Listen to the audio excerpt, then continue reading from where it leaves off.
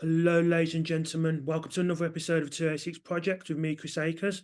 On this podcast, we talk about arts, culture, politics, sport, and anything else worth talking about. Now, today's guest, he's taught politics and sociology for about 20 years.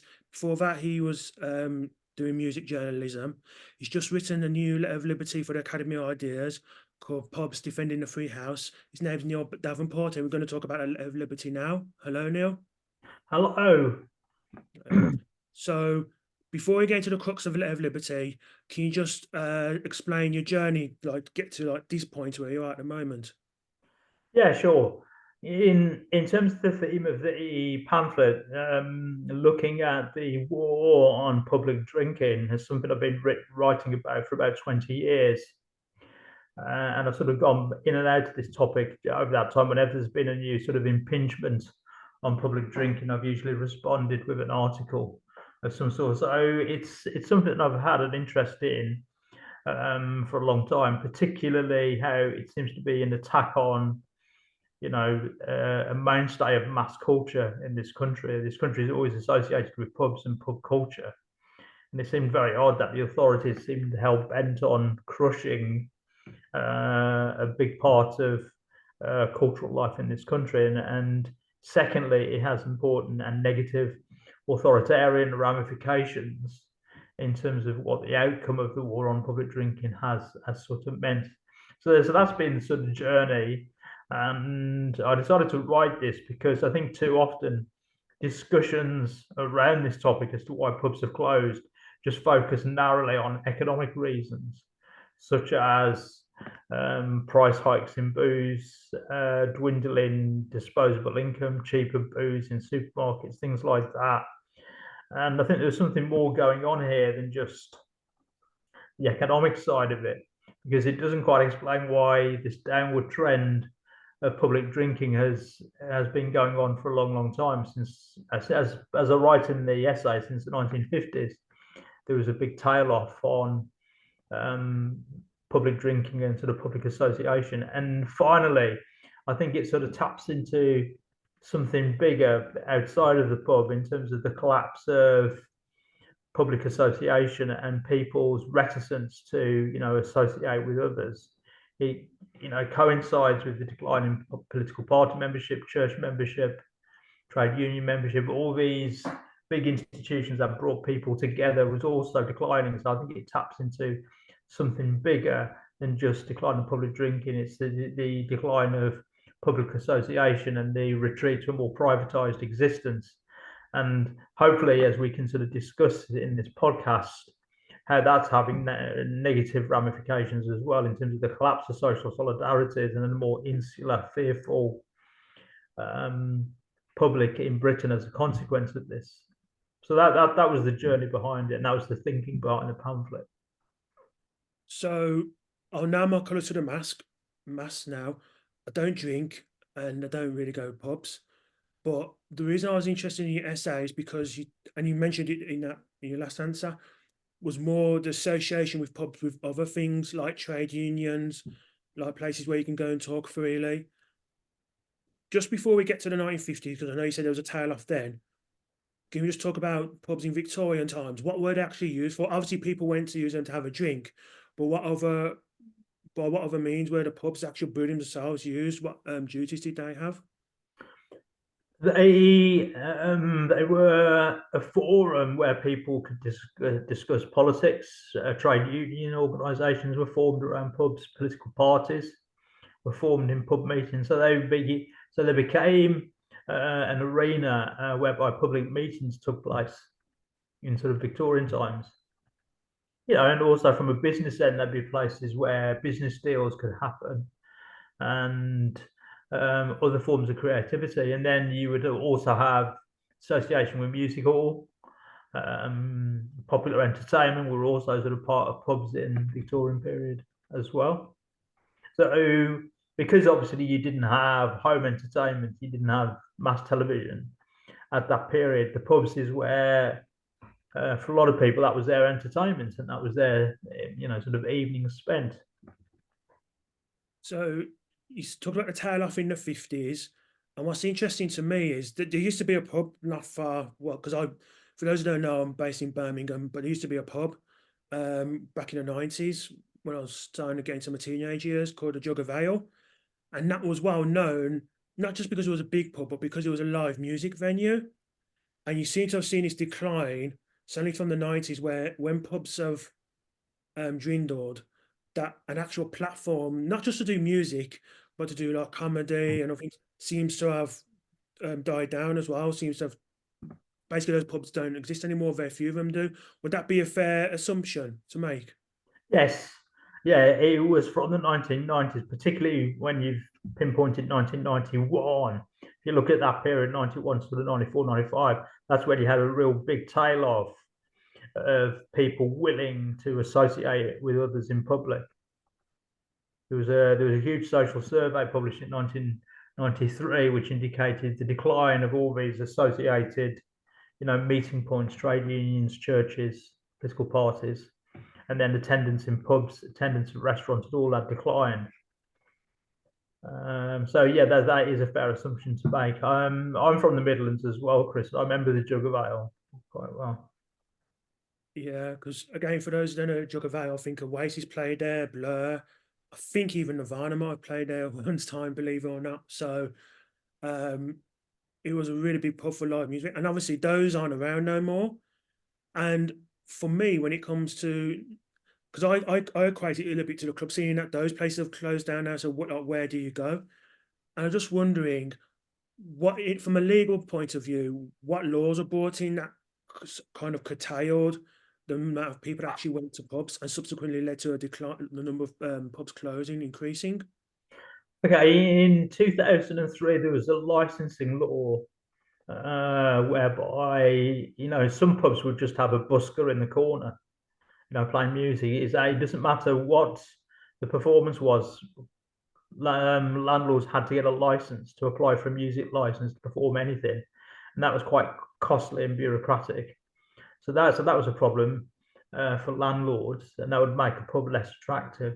The smoking ban which went through Parliament in 2006, then it came into being in the summer of 2007. That had a big impact because the one argument was if you didn't have a smoky pub, people who were put off by the smell of pubs would go into pubs in droves.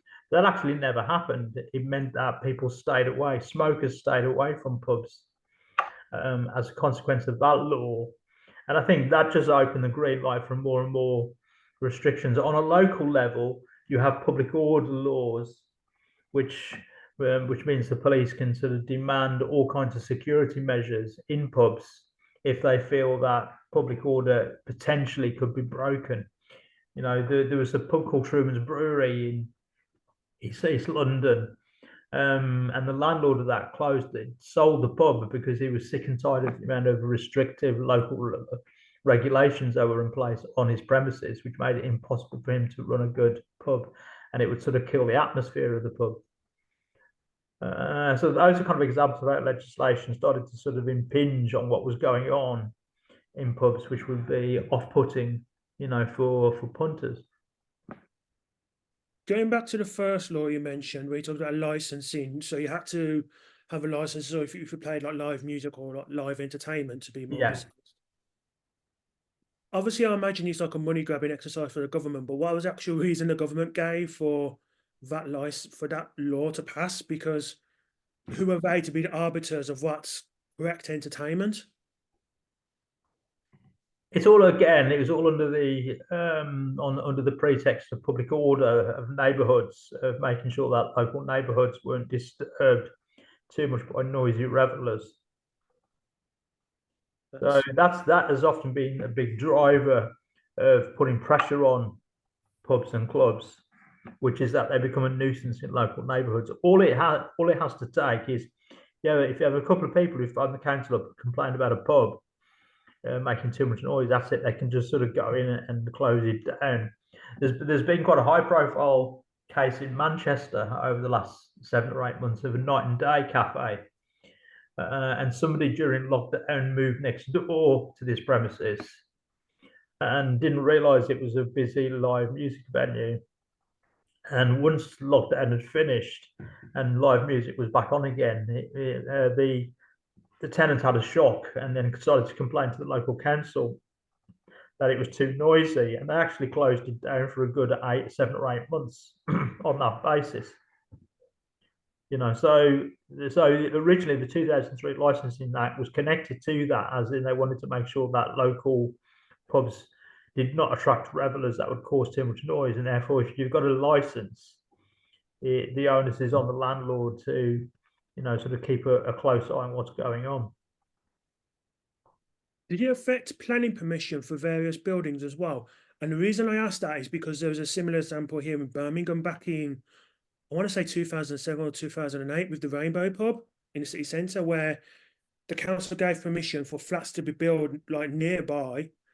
And this was a venue, by the way, that played live music. They had their own basement and played live music. Council gave permission for flats to be built nearby. People moved into the flats in the city centre. One person complained and they were threatening to shut the pub. Now, the pub was fortunate in that sense because they were given the time to get soundproofing for the basement, so the sound was kept in. But I'm just wondering, with pubs, isn't that another reason why people go, well, they don't want necessarily want pubs because it affects, say, not just planning permission, but if it's a really bad pub, it could affect, say, the value, like the area and the value of property there. Would that be again a fair assumption? Yeah, it can do if you've got a sort of rough neighbourhood and you've got a dodgy pub. That I think it's true in that sense, but equally, if you have decent pubs, it can make an area more attractive and increase the property price. If that's what you're sort of referring to, so I think that it can sort of swing both ways in that sense. Yes, rough pubs can deteriorate an area, but also, very popular pubs where you can go out and have something nice to eat is going to make an area attractive. One of So, the but I think what's tending to happen is that residents will close and councils close down pub on the basis that they find it too noisy. You know, yeah, weird, really weird. And in fact, especially when you move there. If you're moving next to a live music venue, what are you going to expect? well, this was the thing with the Rainbow Pub. A lot of people actually said about this one gentleman who complained about it. But thankfully, they were able to keep that open. But again, it's to me, like I say, we kind of discussed this already, but would you say the pub was just more than say, and I've been in pubs, like I said, I'm a non-drinker. It's more than just selling alcoholic drinks. It was almost the center of people, like where you can go Yeah. and talk and whatnot. And would you say you had more functions basically than selling alcoholic drinks? Yes, the key sort of function of pubs is always conversation. Essentially, that's the primary purpose of pubs, is to go somewhere where you can have a conversation. And you could say, well, cafes do that and coffee bars, and that's certainly true. You don't have to drink alcohol to have that sort of stuff. But there was something about the ritual of a pub that it was geared exclusively to that, of one-to-one conversation or a group of small friends, chewing the fat, catching up with each other. That was always the sort of key function of a pub, as George Orwell pointed out in his essay on what makes a good pub. I think all the other things of pool tables and televisions in the corner, all that's a distraction, I think, really from the key focus of what a pub is. Because I think you're right. It's not about getting drunk. It's not about boozing on its own. It is about conversation. But as we know, alcohol can stimulate conversation. It can sort of fuel that bonding between people. So it does have a very kind of human dimension to it, which is always lost in these discussions about social drinking. Talking about bonding, one of the things you mentioned in the essay is, especially for men, well, young boys, it's almost seen as a rite of passage that you might Yes. go into a pub at a very young age, and that's one of the ways in which you become a man. Because if you can not necessarily drink, but if you can cope with anything that happens in a pub, be it trouble or whatnot, that will steel you for like the outside world. That we don't seem to be having that anymore. And no, that's one of the grave things that's been lost as a consequence of the decline of social drinking and pub culture. Young people are not being socialised into that ritual of learning how to behave like an adult effectively. in public spaces, and that is a great shame.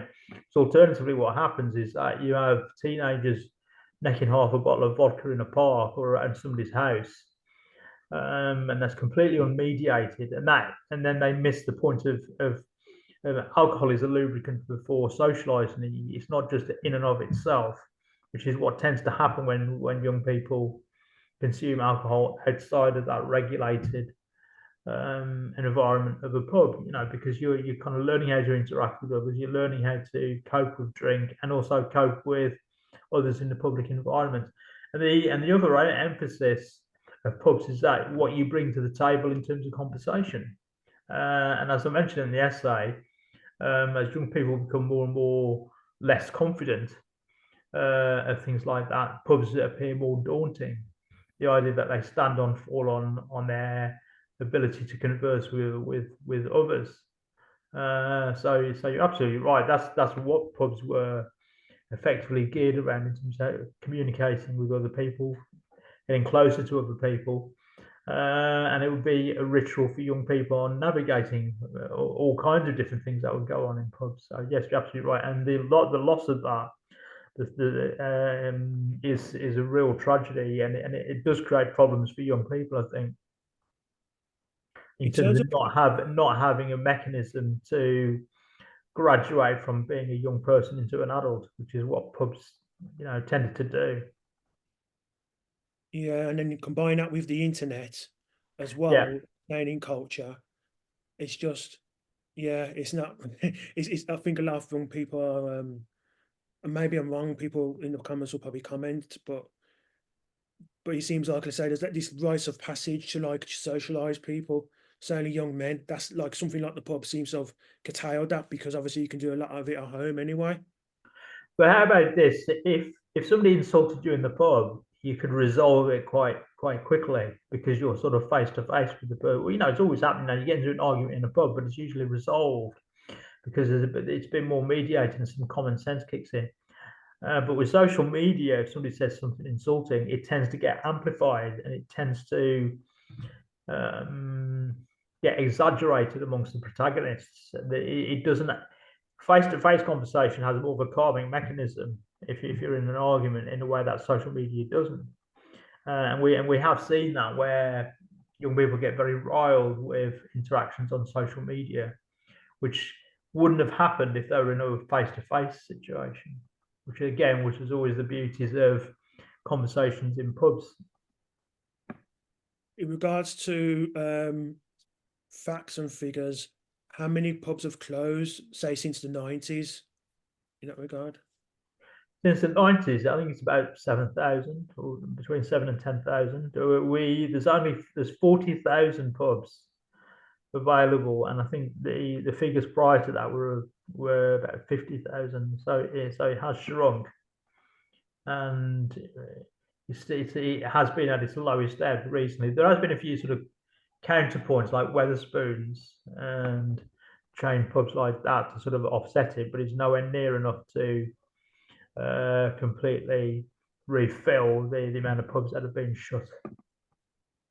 How many of those have closures have been in city pubs, and how many of those have been like country pubs? Because country pubs seem to be, unless I'm mistaken, seem to be thriving a little bit more and a little bit more community based, whereas city pubs, especially those in the city centre, they tend not like, to be the main ones that are closing. Yes, that's correct. It's city pubs and residential areas around bigger cities where pubs have declined. Yeah. And you're right. Pubs in countries become more of a focal point. They still retain that important function of what pubs have always played.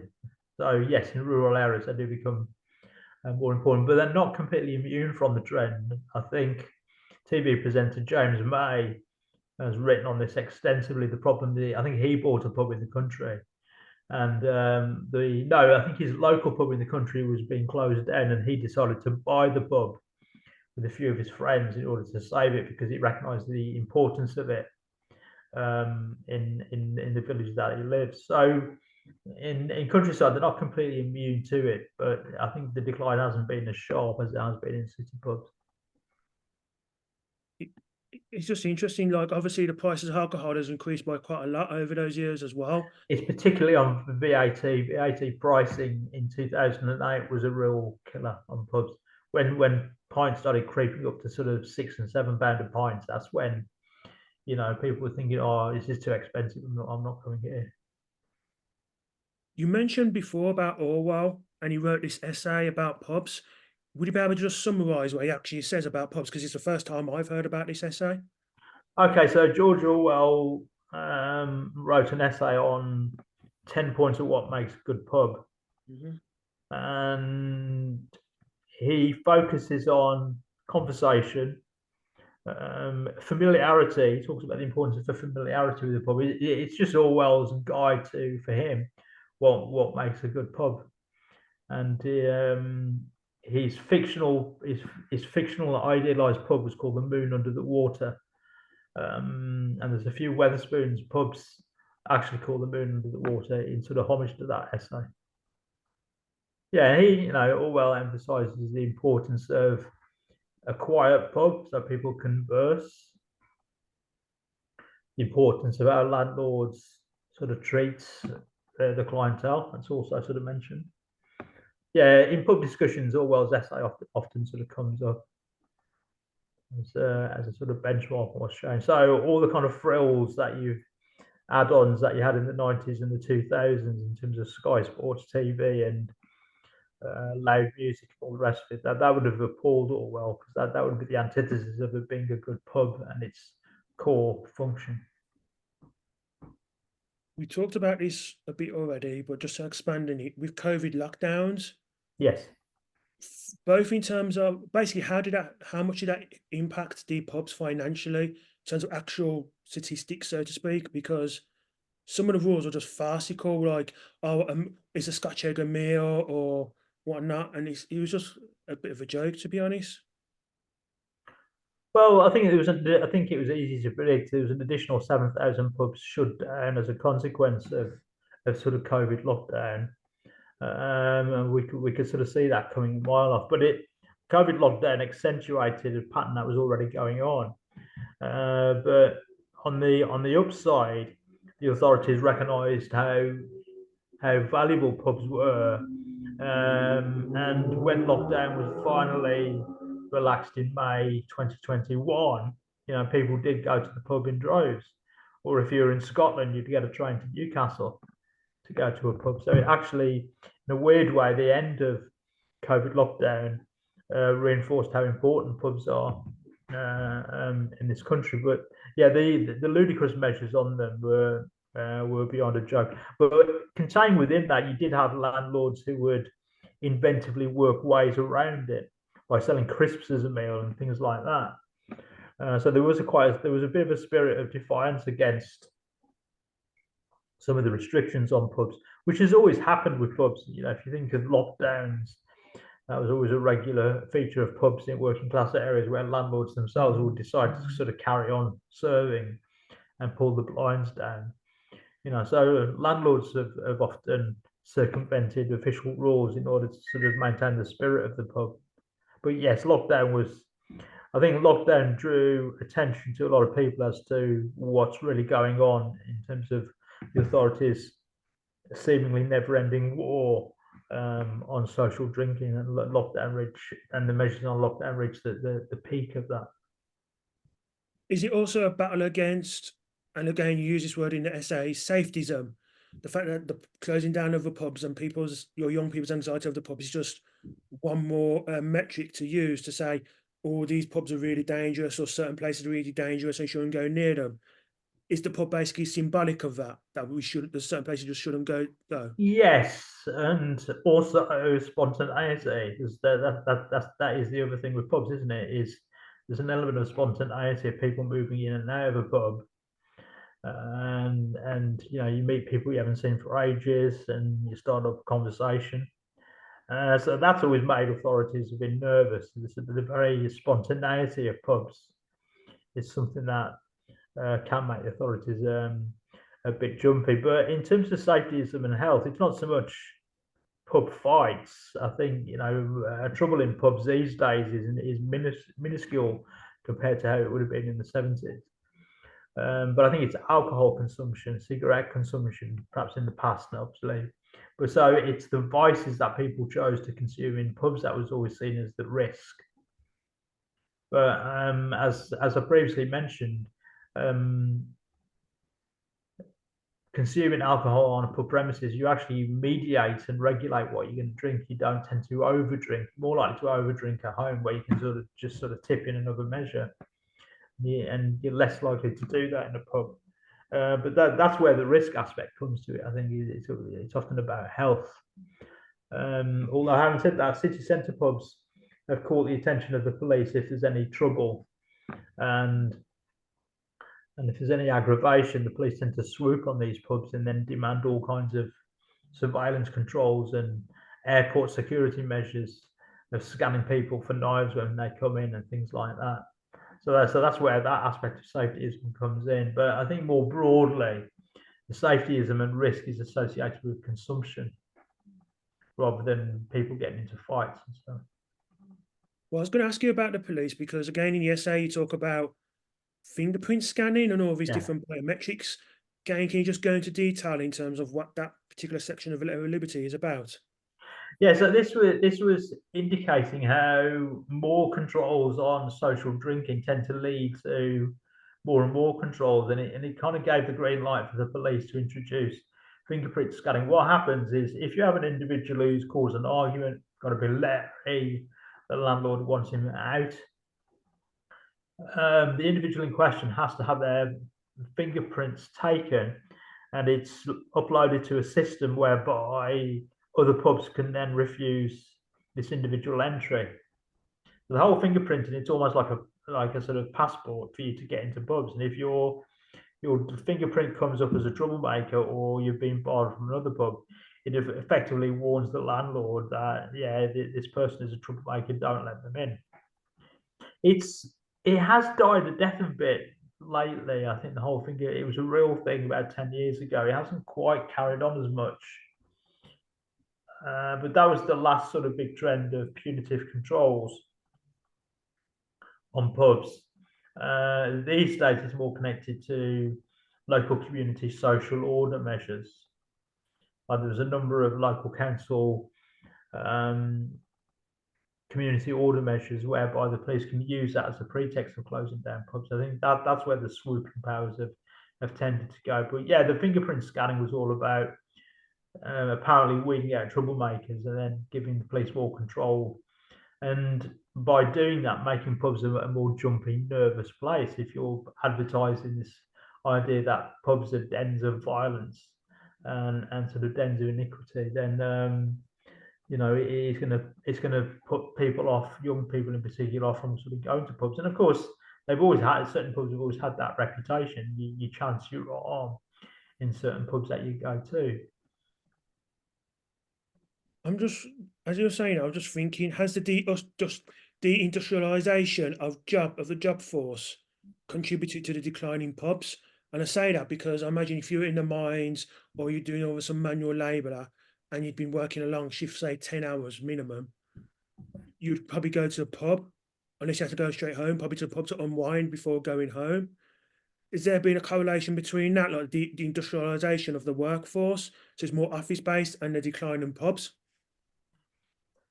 I think to a certain extent, but I don't think it's the main cause. I mean, as I mentioned in the pamphlet, 1979 is where you start to see the tail off of alcohol consumption in pubs really declining, and that's when deindustrialization in this country was really sort of setting in. So yes, but even if you had a shift to a different, as we have done, you know, we've had a shift to a service sector economy. You know, if you've been working in a shop for 8 hours, it wouldn't necessarily make you less inclined to go to for a drink after, because you still have that work culture. You did so the nature of work, I think, wasn't the key driver behind it. There was more social and cultural changes that were taking place in Britain during that same period. That was the bigger factor. So no, instead of going to the pub, people just want to go home, and so it's the point of a privatized existence that people shutting themselves off is the main driver rather than changes to the character of work. Although you could argue that work has become more atomized as people work at home or work in compartmentalized offices compared to mass factory floors as it would have been in the past. So work has become more atomized, yes. So that could have contributed to as well. But I don't think it's the main driver. I think the main driver is the is the shift towards a more privatized, fearful, atomized culture in this country, which has made pubs more daunting to sort of go to. One of the things again you say in your in the pamphlet, and you mentioned this pretty early, is the decline in pubs seems to come along with decline in other institutions like Christian churches, for instance, and other things like that. Would that be a fair assessment to make? And as I said, those have made Yes, those have affected how people interact as well. yes, there's correlation between all kinds of previous institutions where public associations were being made. And I think that's important to recognise because through that we can look at how it's not economic factors as to why pubs have declined. There's been a big cultural shift of people's reticence to be with other people in a public setting. But having said that, church attendance has gone up. There was a report in December which indicated that church attendance had been increasing slightly. That was a positive piece of news. It was the first news that indicates that people are not just sort of willing to sort of stay at home, that people are willing to converse with others in a public setting. So there has been a slight reversal on church attendance, which is sort of a good thing, but not pub attendance, not attending pubs. Would there be a reversal in the number of people attending pubs? And if so, what would it take? I think what Wetherspoons are doing has been sort of positive because they've attempted to sort of reintroduce a quieter pub, and that has proven a successful draw for an older working class clientele who just want to sit in the corner and chat to their mates. I think a spirit of populism in this country could help to sort of reverse that. Sort of post Brexit, that could have added an impetus to reverse the decline in pubs because it would hopefully promote togetherness more, a sense of common belonging. So a change in the political culture of the importance of a popular sentiment that is not prepared to follow everything that the authorities are laying down could be the impetus for pubs being repopulated again. Because I think even if even if alcohol did sort of become cheaper, I don't think it would necessarily reverse the decline. And as an indicator that no politician wants to reverse the smoking ban because they probably know it wouldn't really have that much of an impact on getting people back into pubs because it's the cultural shift that caused that decline in the first place. It's hard to pinpoint one thing in particular that would shift a move from insularity to being sort of social again. I think schools could play a part in this as well because schools tend to socialize kids as individuals and they don't socialize them into sort of collective values anymore.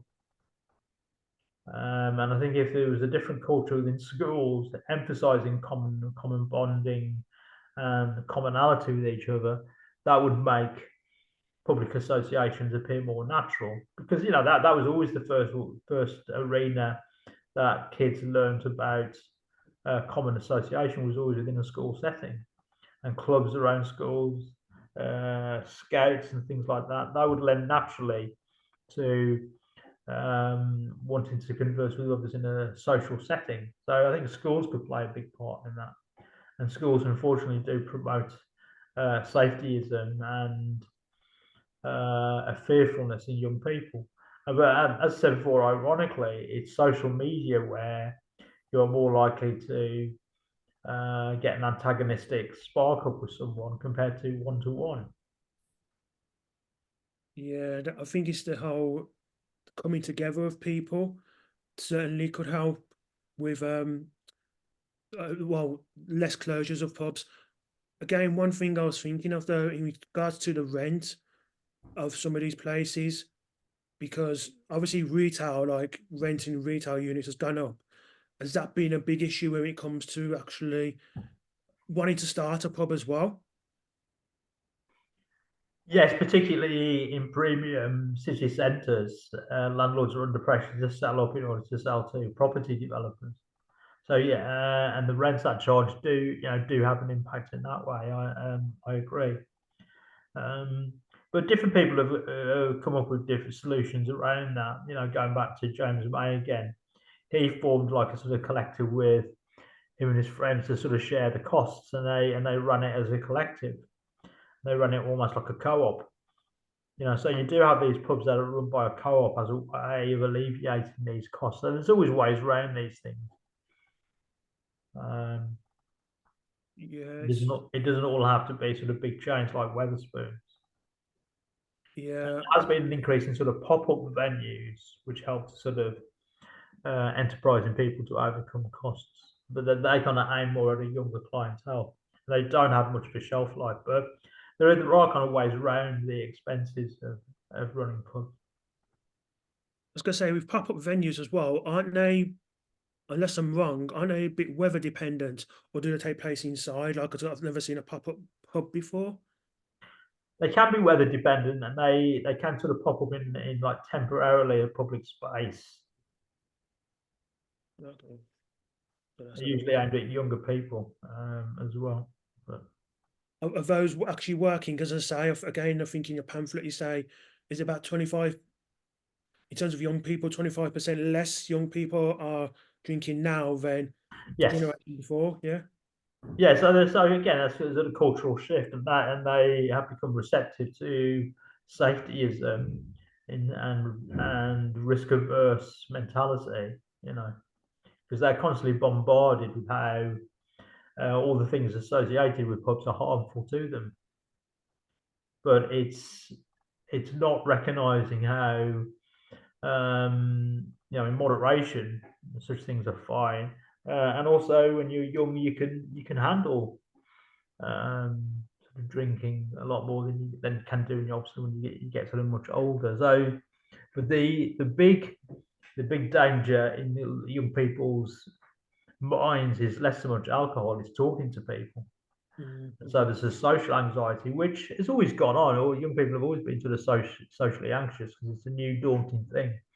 But I think for younger generations now, that's become amplified a lot more, which puts them off from going public drinking. But again, schools don't do enough to socialise young people into becoming confident adults or self-confident adults, which would make that transferal less inhibiting. Yeah, I mean, it's admittedly going away from the pubs for a little bit, but it seems like places, certainly in my hometown, that used to be thriving, whatever you thought of the bars used to be thriving, say Friday and Saturday, seem not to now. And I think again, that's one of the reasons you say it's this lack of talking to people, lack of conversation, just seems to be a general thing that's affecting a lot of stuff, not just pubs. Yeah, I think one of the key points of the pamphlet I wanted to sort of highlight. It's not a preoccupation with pubs. It's more of there is something bigger going on here than just the decline of pubs. The decline of pubs is emblematic of a broader cultural shift that is entirely a negative retrograde development in this country. So yes, you're absolutely right. Is there a class? Is there um, a class problem with regards to pubs as well? Because I remember hearing stories back, like I'm a football fan. I remember hearing stories back in like the 80s up until like the very early 90s of footballers when they retire, one of the first things they'll do is open a pub. And now, in terms of those places, the pubs are closing anyway, but also a lot of young people that seem to want a bit more, I don't want to say upmarket, but what perceived to be upmarket, so to speak, in terms of bars instead of the actual pub culture. Would that be a fair assessment? Or people prefer other sites of alcohol like bars or like restaurants, and those have Oh, overtaken?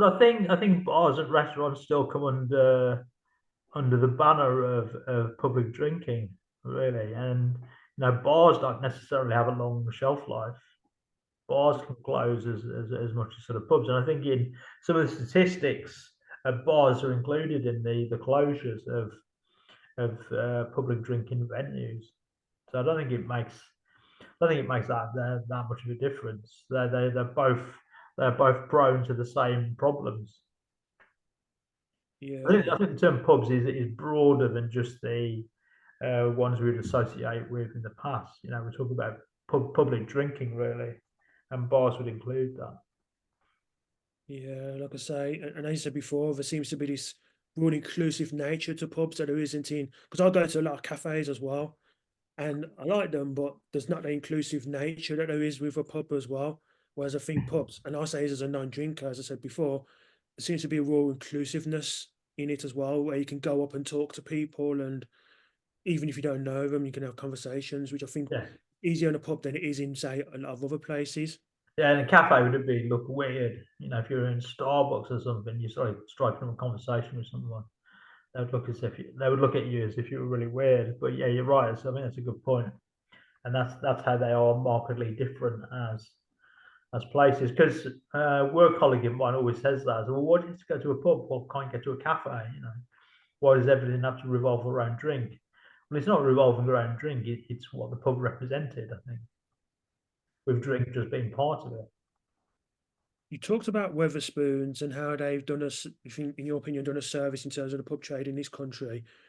How many independent pubs are there? Because it seems to be more chain, from what you're saying, more chain pubs than there were like even 10, 20 years ago.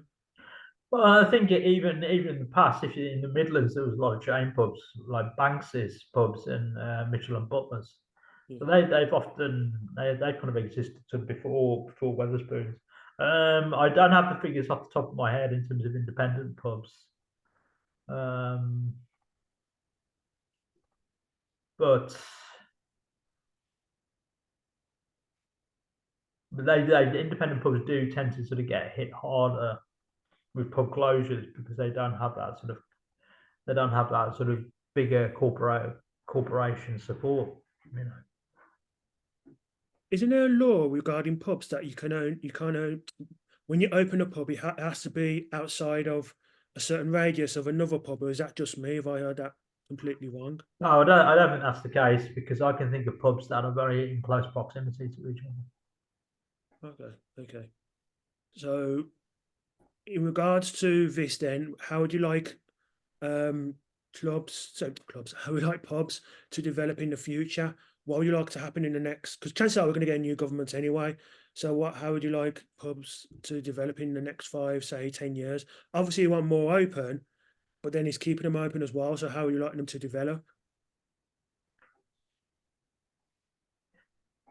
I think from a landlord's point of view, councils can cut some of the red tape a lot more, and the police could be less intrusive and quick to shut down pubs. So I'd like to see that happening because and also to give landlords their autonomy back because that's one of the points I make in the pamphlet that in the past it was always the landlord that was in control of his premises, and that's why their name was above the door when you came in, and they were the ones who called the shots. They were the ones who could bar punters. It was nothing to do with the police. The police were left outside. So I'd like a return to landlords being more in control of their pubs because they'll also know their clientele well, and they can tailor their pub to suit the clientele, which would make it feel inclusive as well and feel part of a club when landlords can do that. Now that was always one of the problems with the smoking ban because the smoking ban took that onus away from the landlord and gave it over to the authorities. That was a real turning point, because landlords could always set their own rules in terms of opening and closing time and what goes on, whether dogs can come in and things like that. And too many regulations took all that power away from landlords. I'd like a return to a landlord-based pub. That's how they should develop. And then landlords can choose whether a certain area can be smoking or non-smoking. Yeah. In the past, landlords would turn a blind eye to, sixth formers underage drinking. As long as they behaved themselves, they wouldn't say anything, and that was again at the discretion of the landlord.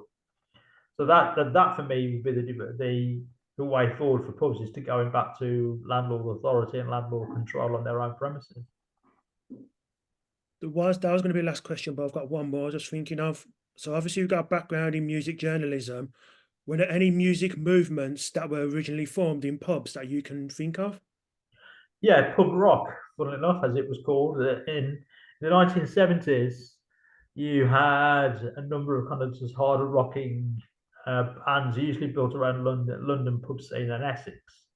Bands like Dr. Feelgood, and a lot of the pre-punk bands were pub rock bands, and that was driven entirely around pubs, because it was pubs that would provide those bands with live music venues. So that's the classic music scene. But I'd also say punk was an outgrowth of pub culture at that time as well. But for punks, pubs started to have a sort of a disdainful image of the football fan and the bloke down the road. For punks, pubs were not considered to be cool enough, really. But a lot of music scenes have developed from pubs. The indie scene in the 80s was a grassroots network of different pub venues. It was all down to sort of a pub culture. So yeah, so pubs have played a big part in developing sort of music scenes across the country, with pub rock in particular in the 70s being the most famous example of that. Okay. Neil Davenport, it's been fascinating talking to you. If Thank you, people, Chris. Good questions.